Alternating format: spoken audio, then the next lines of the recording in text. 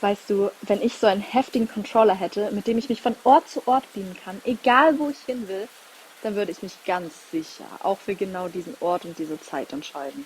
Keine Sorge, das dient alles nur zur Veranschaulichung. Also, du möchtest etwas über die Organisationsstruktur innerhalb der Freimaurerei erfahren? Ich möchte vor allem trockene Füße haben. Du musst wissen, dass die Freimaurerei nicht nur ein einziges Lehrsystem aufweist. Verschiedene Logen können auch nach verschiedenen Systemen bzw. Riten agieren. Dazu gehören auch unter anderem verschiedene Symbole, Rituale und Schriften. Es gibt zwei grundlegende Riten, aus denen die anderen hervorgehen. Das schottische System, auch Hochgradmaurerei genannt, und das englische System, auch bekannt als Werksmaurerei. Also, wohin möchtest du zuerst gehen? Mir egal, heißen Tee haben die hoffentlich beide.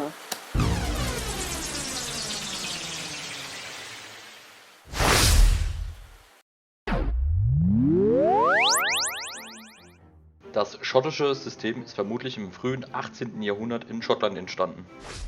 Was du nicht sagst. Bei den Ursprungsvereinigungen handelte es sich um geistliche Orden, Bauhütten und Ritterorden. Daher stammt auch die bekannte Theorie, dass die Freimaurer aus dem Ritterorden der Templer hervorgegangen sind. Aber dazu komme ich später vielleicht nochmal. Das schottische System ist humanitär geprägt, das heißt, die Anhänger folgen der Tradition des Humanismus und der Aufklärung. Naja, das kennst du ja schon. Diese Loge hier, also sprich die Großloge der alten, freien und angenommenen Maurer von Deutschland, handelt zum Beispiel nach dem schottischen Ritus. In Frankreich hat sich dieses System dann im Laufe der Zeit geteilt. So entstand unter anderem auch das schwedische System. Also, wohin als nächstes? Ähm, Finde ich nämlich auch.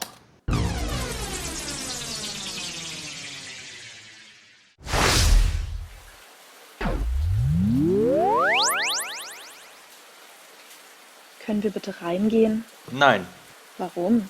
weil wir dann dieses wunderschöne Schild nicht sehen können. Diese Loge handelt nach dem schwedischen System. Diese wurde von Carl Friedrich Eklöf im Jahre 1756 in Schweden begründet. Nach Deutschland ist es als leicht abgewandelte Form, nämlich als sogenanntes Zehndorfsches System, gelangt.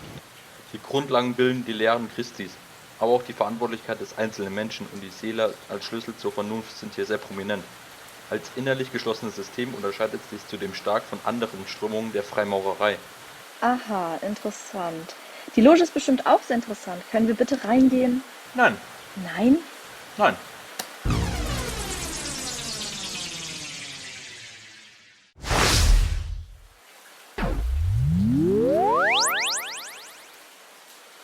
So langsam bekomme ich das Gefühl, dass du dieses Ding gar nicht richtig bedienen kannst. Keine Sorge, es hat alles einen Sinn. Das rektifizierte System entstand 1778 in Lyon in Frankreich. Das System, das übrigens von Jean-Baptiste Villamor begründet wurde, ist vor allem ritterlich geprägt. Leider kam es innerhalb des Systems immer wieder zu Unstimmigkeiten, weshalb viele Logenbrüder in andere Lehrsystemen und Logen flohen.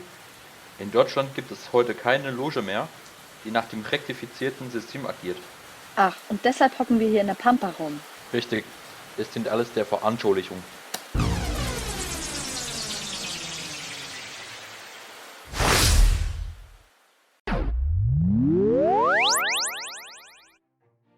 Das englische System ist kein eigenes System, wie das schottische System, sondern wird direkt in Neuenglisch und Altenglisch unterteilt.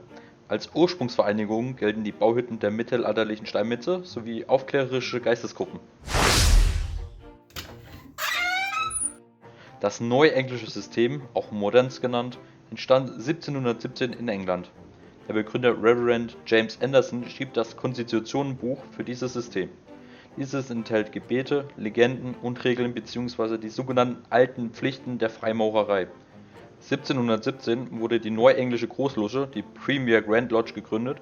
Auch hier kam es wieder zu schweren Streitigkeiten, da ein Teil der Freimaurer das System für verräterisch gegenüber den alten Traditionen und Freiheiten hielt. Bist du... Das System ist übrigens deistisch geprägt. Aha, das heißt was?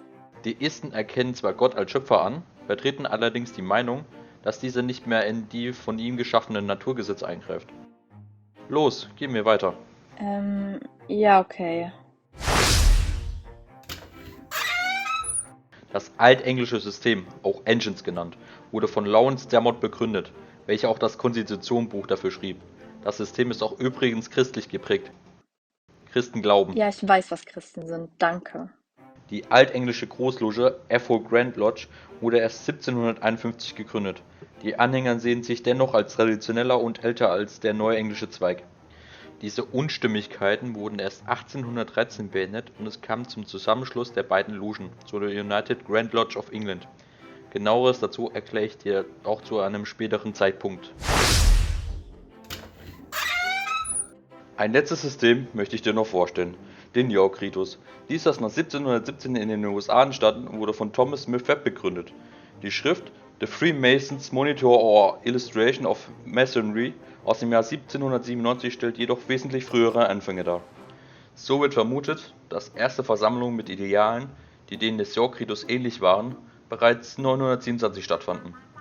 Nachweisbare Treffen hingegen wurden im Jahr 1705 abgehalten. Der York-Ritus ist ein sehr offenes System, was seine Interpretation anbelangt, so dass es auch von ihm die unterschiedlichsten Variationen gibt.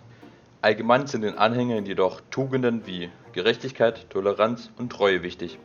Logen, die den York-Ritus vertreten, sind heute vor allem in den USA zu finden, aber auch hier in Deutschland. Das war viel. Ich habe dich gewarnt. Und was ist hinter der letzten Tür? Oh, hinter der letzten Tür sind die Erkenntnisstufen. Komm mit! Jeder Bruder und jede Schwester in einer Loge durchläuft bestimmte Grade. Ein höherer Grad bedeutet nicht automatisch, dass du ein besserer Mensch bist.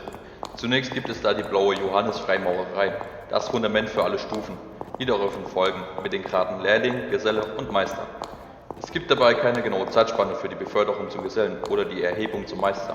Um befördert oder erhoben zu werden, muss die sogenannte Zeichnung, als ein Vortrag, vorgelegt werden. Und was genau macht ihr in diesen Graden? Der Lehrling schaut in sich, das heißt, er arbeitet an seiner Persönlichkeit. Als Erkennungszeichen trägt er während des Rituals einen weißen Schurz. Der Geselle schaut um sich und fügt sich so in die Gesellschaft ein. Auf seinem weißen Schurz befinden sich 2 aufgenähte Rosetten.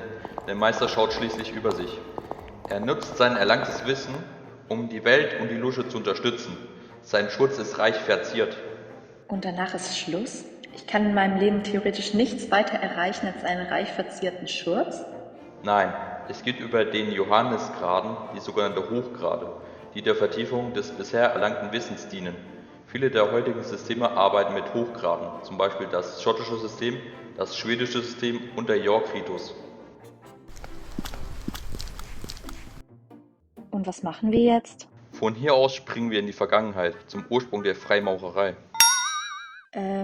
Ich weiß, du magst Veranschaulichung und so, aber